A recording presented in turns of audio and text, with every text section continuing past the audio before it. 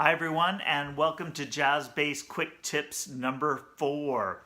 We have been digging into a G dominant 7 chord over the past few weeks. We learned the chord tones and a Mixolydian scale. We did some walking over a G dominant 7. We played some actual chords on the bass, and we wrote a melody using the G dominant 7 chord.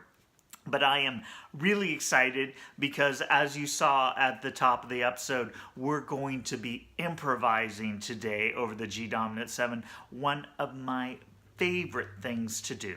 Now, before we dig into the musical material, we need to talk for a minute about chord scale relationships.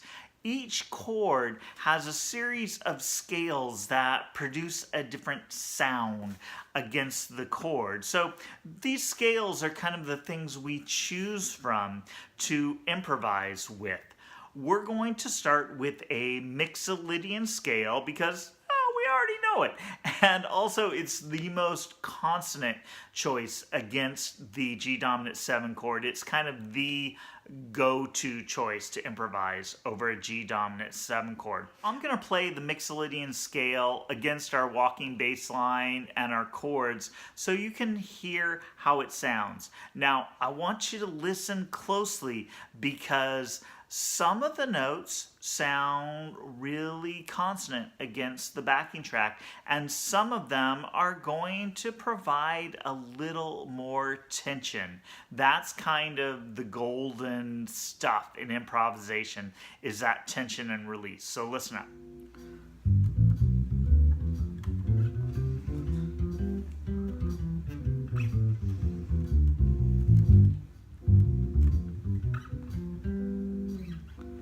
As you probably heard, the chord tones, that G, B, D, and F, and remember we talked about those as the first, the third, the fifth, and the seventh note of the scale. Those are the ones that are going to sound the most consonant against our backing track. So you kind of want to use those as your anchor points in your improvisation. You may start a line with the chord tone and end a line and fit the other notes of the Mixolydian scale in between. Let's check out what that sounds like a little bit.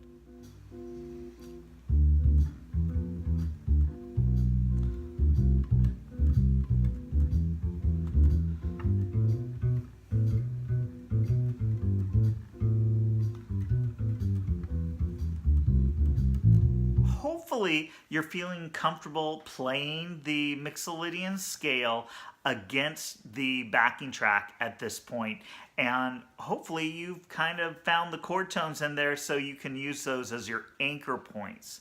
Now we've got a scale, we've got a backing track. Now, instead of playing the scale, we've got to play some music. Because scales are good, they are a good reference point so our fingers know where to go.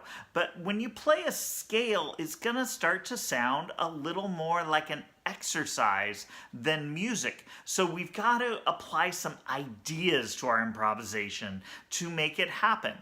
And I would start with a few basic points. First of all, I would try to avoid the root. Now, as bass players, we love the root of the chord, right? That's our meat and potatoes. That's what we play in bass lines so many times, and it's really where our fingers go first. But if you start playing a lot of melodies, the root, that note's a little too obvious. It's not the one that really shapes up a lot of these beautiful melodies that we know in jazz. So I would start on one of your other options. Start on your third, start on your fifth, start on your seventh. The next thing I would focus on is rhythm. You can take one or two notes and play something cool rhythmically with it, and that's going to sound way more musical than playing 1,000 notes a minute up and down the scale. Take small groupings of notes and do something interesting rhythmically with those. Once you've done that, repeat the idea. So many people think when they improvise, they play one thing and they gotta play another thing really quick, and then they gotta play another thing. They think of it as this stream of consciousness. And it's not really that. It's more of idea development. And the most logical way to develop an idea is repeat it. Now, when you repeat it, you can vary it a little. You can do something a little different, a little snazzy with that note, but you can push it forward towards something new by repeating and evolving it. So let's try a little bit of that. I'm going to improvise a little bit. I'm going to avoid the root. I'm going to play something rhythmic with a small grouping of notes, and I'm going to repeat my idea and embellish it.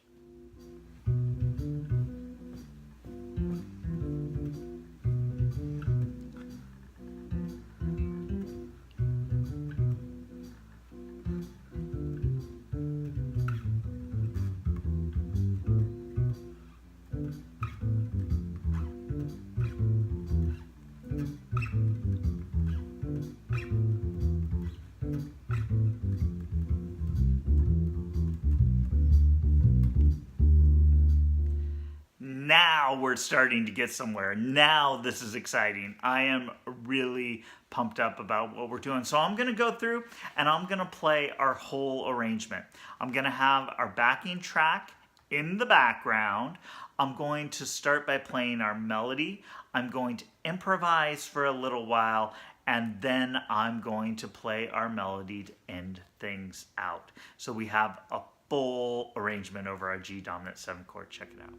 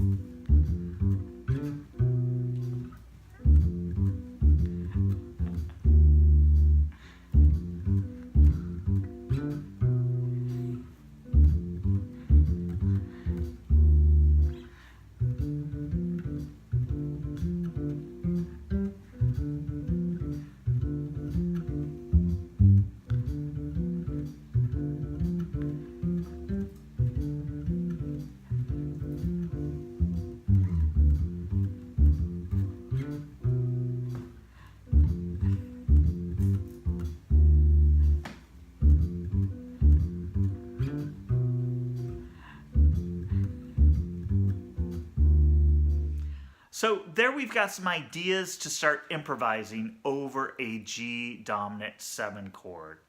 I encourage you to go to my website, chipboazmusic.com, and find the Jazz Bass tab under that, you'll be able to go to Jazz Bass Quick Bites number 4 and find all the accompanying material. You'll be able to get the backing track so you can practice along with that. You'll be able to find a printout of a few melodic ideas to start with using the material. And if you missed anything from the earlier episodes, you can always go back and get that material too. I encourage you, while you're there, to please sign up for my mailing list so you can stay up to date on all the stuff I'm doing, talking about things like improvisation, all of the new videos I'm putting out, and some new music that I'm going to be releasing soon. So please sign up so you can stay up to date on all the cool things happening.